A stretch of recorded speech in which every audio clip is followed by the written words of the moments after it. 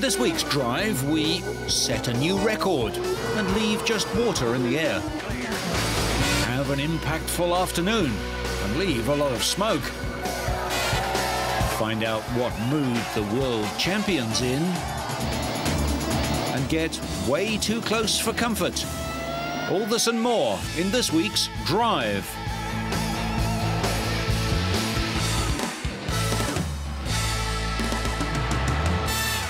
We start in the heart of London, where the city airport usually serves the business jets of executives visiting London's Canary Wharf financial district.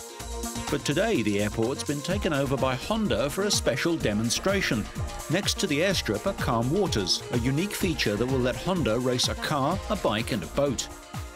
We're here at London City Airport demonstrating the power of Honda because we are the world's biggest manufacturer of engines. We make engines for cars, bikes, powerboats, generators. Every bouncy castle in the land has a Honda generator behind it. And what we're doing today is demonstrating the power of Honda, the versatility of that power. And why are we doing it? Because we can, and nobody else can. There is no other manufacturer in the world that can do what we are doing here today. 3 of Honda's star racers have been assembled to find out who's quickest in a straight line over a quarter of a mile, 400 metres.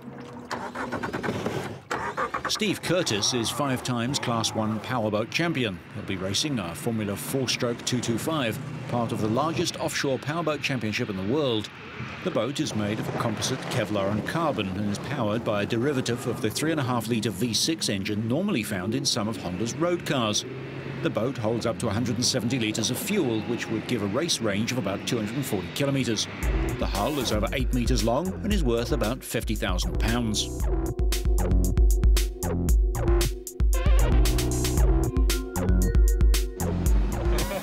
Michael Rutter is Honda's #1 rider in the British Superbike Championship.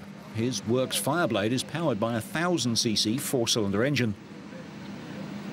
Although based heavily on the road bike, this motorcycle is totally hand-built by HRC and incorporates a number of features designed to Michael's own specification, like a thumb-operated rear brake on the left handlebar.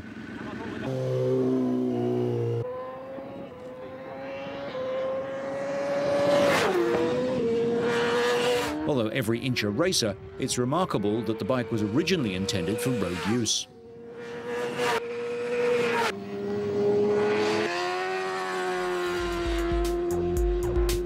And 200 horsepower from a 1-litre engine. That was an engineering dream until just a few years ago.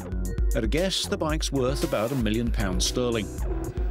Honda Power has also helped Jenson Button make 2004 his most successful season in Formula 1 ever. His car's 3-litre V10 is a Honda masterpiece, revving to 18,000 RPM and producing at least 900 horsepower. It takes an army of engineers to run such a thoroughbred. It took 2 years to get these machines and their pilots in the same place at the same time, and unsurprisingly, they seized the opportunity to size up each other's machinery. At a guess, the car's probably worth about £5 million, maybe more. With so much technology in Formula 1 being kept secret, few specifics are known.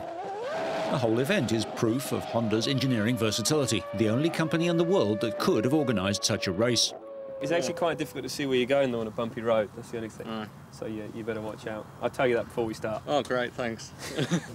So, Jenson, I start the boat on my own. Can you do that? No, you can't actually. You sit in the car and you let your men do that job. Then they stick a big thing in the back, in the back side of the car, and then it fires up. So I get the steering wheel out. Obviously very different to your steering wheel, and probably quite different to yours as well. But no, we've got lots of gadgets on here that change a lot of different things, like the TC, the diff, the mixture of the engine, the gearbox. There's so many different things we can play with. So, you know, just in case we get bored in a race, like I did in Hungary, you can have a little play. Cool. Which is quite nice. Is there anything to make it start better? Because they'll talk about this traction control and that sort of thing. You just jam your foot to the floor then and that's it? We've got traction control, and last year we had a system called launch control, whereas you would arm the launch control, just sit there on the grid, full throttle, and then just push a button when you go. Oh, fantastic. But now we've got to, we've got to do something now. God bless. Yeah, exactly. So it's a lot more exciting than I think. I've never actually ridden a bike at speed. It must be really strange because I mean our heads are out of the cockpit, so we're getting quite a bit of buffeting. But it must be the weirdest sensation, just your whole body out there. And I mean, if you let go, that's it, isn't it? You're off the back. Oh, that's it. Yeah, definitely. That's the weirdest sensation for me because we're strapped in. Yeah. Well, the main problem is you do get a lot of buffeting when you get like, virtually 200 miles an hour. It's your head starts to just start to buffet around a bit. But with the new blade, it is quite aerodynamic. It's one of the best bikes I've had, for doing that. But no, how much of these are actually standard to road bikes? It's based on the road bike, and really you can do very little changes. Really, it's the engine is basically the same. With you can just tune it mildly, really, and like you can change swinging arm and chassis bits. But really, off the Fireblade, it's not very much different. So that tyre's not like a road bike tyre at all, is it? Well, it's so round. You can only be when you take off. You only be using a little bit of it. Really, like the contact patch is like the palm of your hand, really. That's all it is. Jensen's got, drag car over there. The problem with this, though, is just you got the grip getting off the line, but I think we'll have problems keeping the front wheel down all the time. Just wants to, come up in the air. The only real differences we would make to the car to actually, to driving on a circuit is raising the car because it's so bumpy here for us. That's about it. Basically, this is the same as a road in a British Championship. All we've done, we've lengthened the wheelbase a bit to stop it from wheeling because we're just trying to beat you lot, of course. I mean, this is an absolutely stock boat, and so it's not unbelievably fast. So you're just making excuses now? Well, we've got no traction control. I haven't got any special tyres. I didn't lengthen the wheelbase. What speed would this do then? This runs about 70 miles an hour. But 70 miles an hour on water is quick, isn't it? No, but for the normal punter that gets into a boat that's 70 miles an hour, that's quick on water. It's like double the speed that you. I mean, running down here today, it's quite flat, but because we've got the concrete walls, the wake will be coming back and forth. I mean, I'll be bouncing all over the place. Ours is a 3 litre. Then you got 1,000 cc. And what's this puppy on the back? 3 litre. This is off of a car. So you should have a good chance. Yeah, actually, I think I might be the underdog at this stage, but I might come from behind. The boat is only at top speed when the angle of the engine is adjusted so that the hull is lifted clear of the water. The boat literally flies across the surface.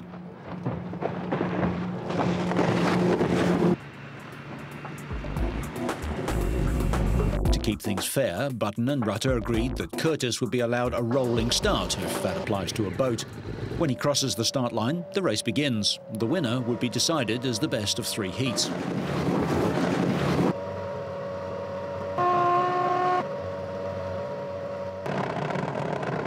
First race, Rutter got a flying start and took 5.4 seconds to catch the boat, finishing the quarter mile in just 10 seconds, with Button taking 11 and Curtis 13.5.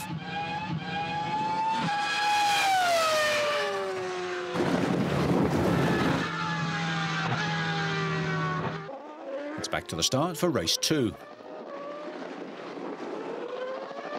This time, Button gets a better start and manages to pull away at the halfway point to win in 9 seconds. Rutter is 4/10 behind, with Curtis again clocking 13.5 seconds. Car and bike have a win apiece. Although level for the first 100 metres, at around 150 kilometres an hour, Button found some grip and streaked away from a wheeling Rutter, with Curtis again finishing just 3 seconds behind. For the record, Jensen reached a top speed of 180.2 miles an hour. Rutter's bike clocked 178, and the powerboat reached 70 miles an hour.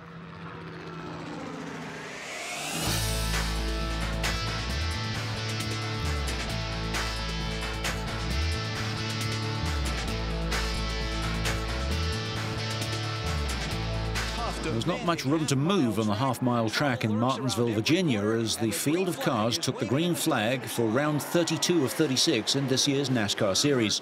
Ryan Newman started from pole position. Just 3 laps in, Joe Nemechek spun and hit the inside wall, creating a cloud of smoke, which could explain how Casey Kane and Jimmy Spencer also got involved in the crash. On lap 16, another incident involved Brendan Gaughan, Sterling Marlin and Jeremy Mayfield, but veteran Ricky Rudd avoided it and escaped damage to his car. On lap 40, Rudd spun but was able to get straightened out without hitting the wall. Jeff Green had tapped Rudd, which sent him spinning. Contact between Scott Wimmer, the 22, or not? Probably. Then on lap 65, Robbie Gordon also had a 360. Like Rudd, Gordon was able to stay away from the wall. Kyle Petty had tagged the back of Gordon's car, which caused his rotation. On lap 106, Matt Kenseth and Dale Jarrett were battling for position when they touched, which spun Jarrett. Bobby Hamilton Jr. then ran into him, and he was also tagged by the number 4 car driven by Jimmy Spencer and the 32 car driven by Casey Mears. Even the 4 car runs in the rear, and Casey Mears in 41 might have missed him. With 25 laps left, Joe Nemechek got bumped and spun again, creating yet another big cloud of smoke. Elliott Sadler either couldn't see Nemechek, couldn't avoid him, or both, and rammed into the car. Not see through the smoke. Elliott Sadler, who had just gotten a lucky dog pass. Jimmy Johnson pulled away from Rusty Wallace and Ryan Newman on a restart with 7 laps to go. He was able to avoid all the spinning and crashing to record his 2nd consecutive race victory, his 6th win of the season, and his 1st ever on a short track.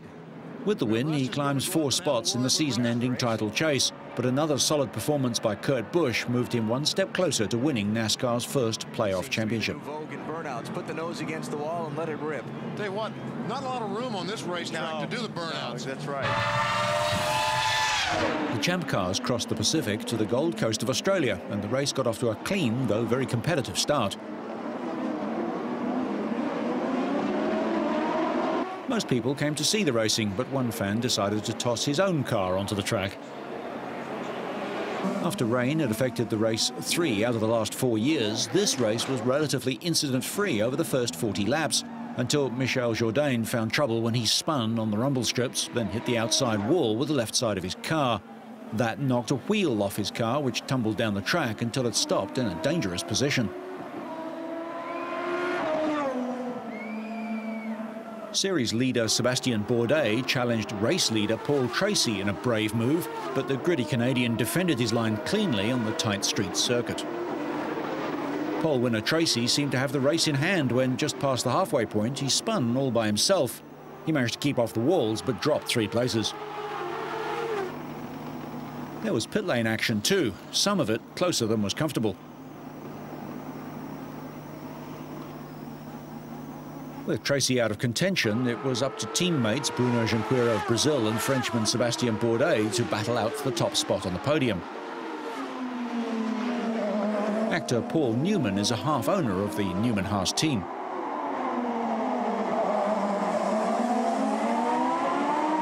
Patrick Carpentier was among the many drivers chasing the fast duo when his nose cone came off and he crashed hard into the outside wall and then into a barrier, bringing out a full-course yellow flag and the pace car.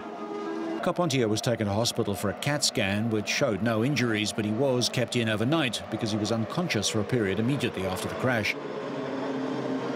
When Carpentier crashed on lap 53 of 57, the leaders came in for a final splash of fuel, but the order out of pit lane didn't change. The massive cleanup from Carpentier's accident took too long to clear, and the race finished under a yellow flag.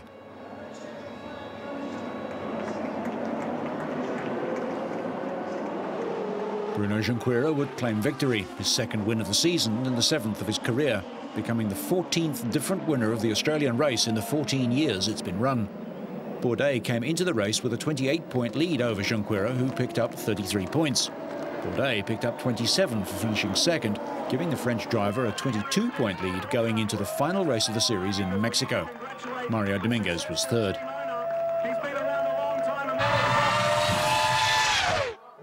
The inaugural Formula One Powerboat Grand Prix of South Korea was held in an unusual match racing format on a simple course of 2 800-metre straights.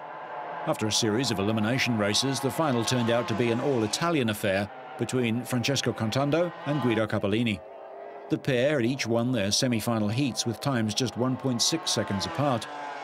Cantando turned in another impressive performance, clocking a time of 1 minute 8.2 seconds to claim the victory of the first race in Korea. However, Scott Gilman of the United States had earlier won the 3rd, 4th place playoff race, beating Sami Celio to the line, and the 12 points he picked up ensured him of his 3rd World Championship.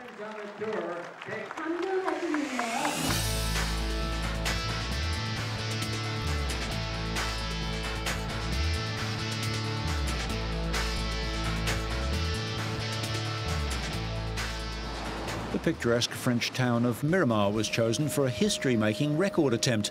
The proving grounds have seen many high-speed records, but nothing like this one.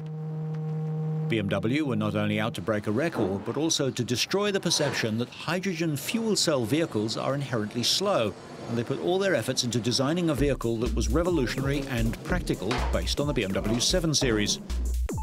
It has a 12-cylinder engine developing 285 horsepower, modified to run on hydrogen, which is contained in a fuel tank insulated to withstand cold, as much as minus 217 degrees Celsius. The body was made from woven carbon fiber to give lightness with strength. Amazingly, engineers and designers took only 11 months to build the car, which they named the H2R. The engineers and the drivers were understandably nervous. It's one thing to introduce a new car, quite another to launch an entirely new fuel system. After ensuring that everything on the car was working at maximum efficiency, the only thing left to do was to gas the car up. BMW engineers had bought their own supply of hydrogen. In fact, vehicles powered by hydrogen no longer turn heads. Every major car manufacturer has a prototype vehicle powered by the alternative fuel, and some are even in limited production.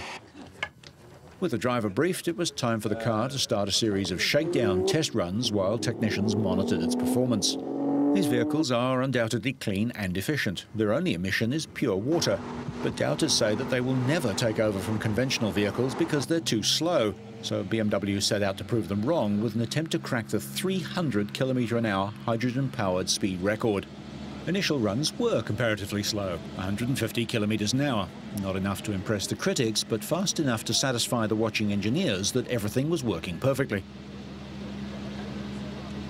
So the driver put his foot down.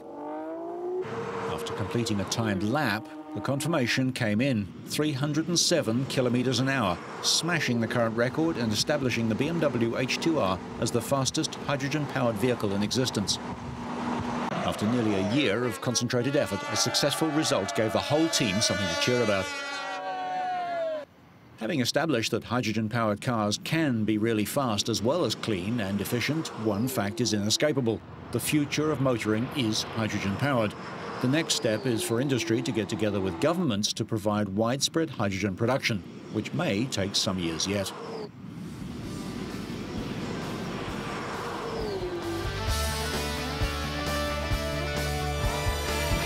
Japan's Makoto Tamada grabbed his third pole position of the season to take top spot for the final round of the MotoGP season in Valencia, after clocking the fastest time in the second qualifying session.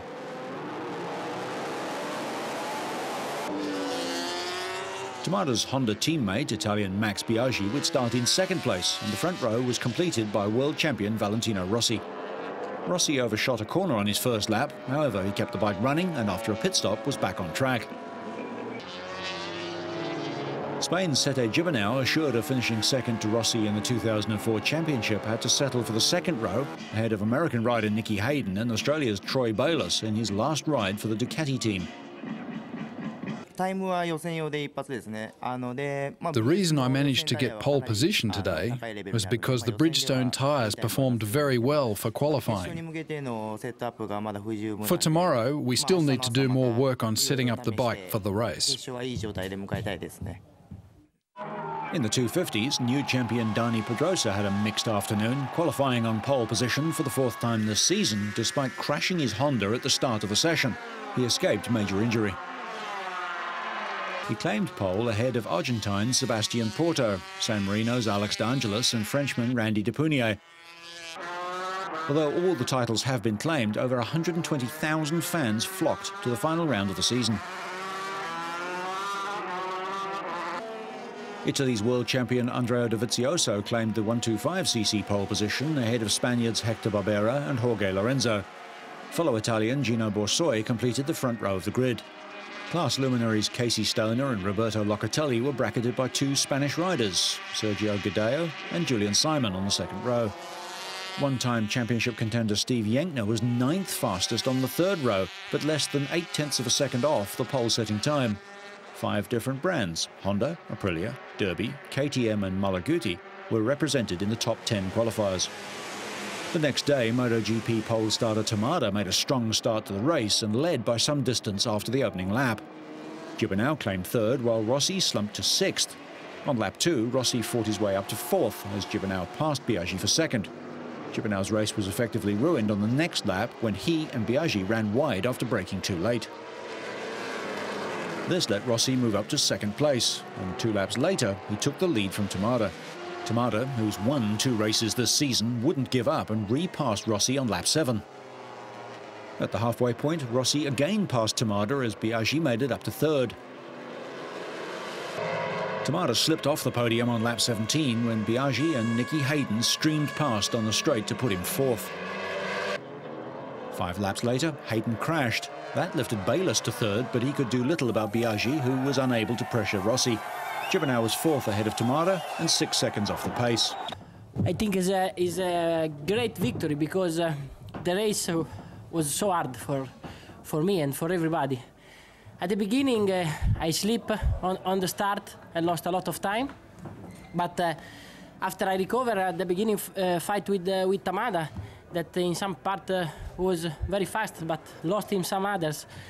When he slowed down, I go in front, and after was a hard battle with Biaggi because he's behind but alive. So need to push at 100% to the end, but. It's a fantastic victory, nine times like with the Honda, so I'm very, very happy. It was a great job this year for us.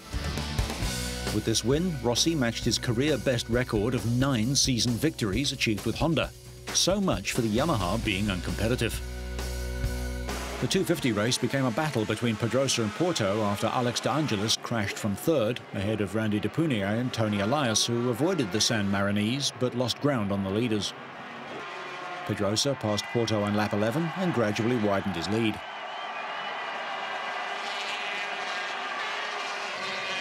Hiroshi Ioma of Japan crossed in third but was disqualified after judges ruled his bike underweight. He was dicing with Tony Elias for much of the race.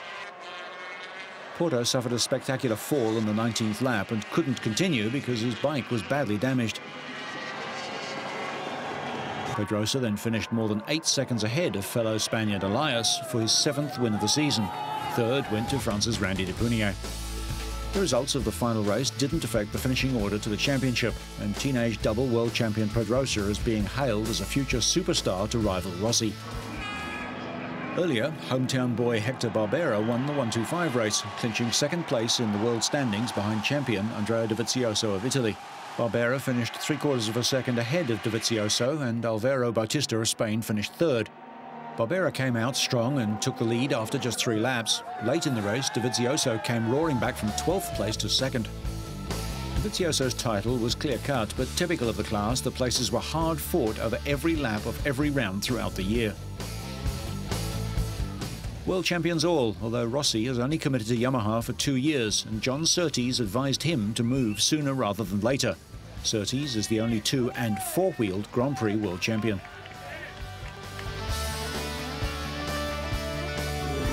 Finally, Valentino's won the MotoGP title since the inception of the big 4-strokes, and he'd already won the 125, 250 and 500cc titles. His is a rare talent, and this is what he felt about riding the Honda to victory. I'm very happy, so I'm very happy. I'm happy. I am very happy. I'm very happy. I'm very happy. I'm very, very happy. But failing to agree terms with Honda last year, he moved on to the Yamaha, which he had apparently effortlessly subdued. And as we've chronicled throughout the year, he won the very first round, the last, and 7 more besides. And he's still... I'm happy. I am very, very happy. I'm very happy. I'm very, very happy. I'm very happy. I'm very, very happy. I'm very, very happy, but also tired. His victory in Australia was his 46th Grand Prix win, matching his preferred racing number.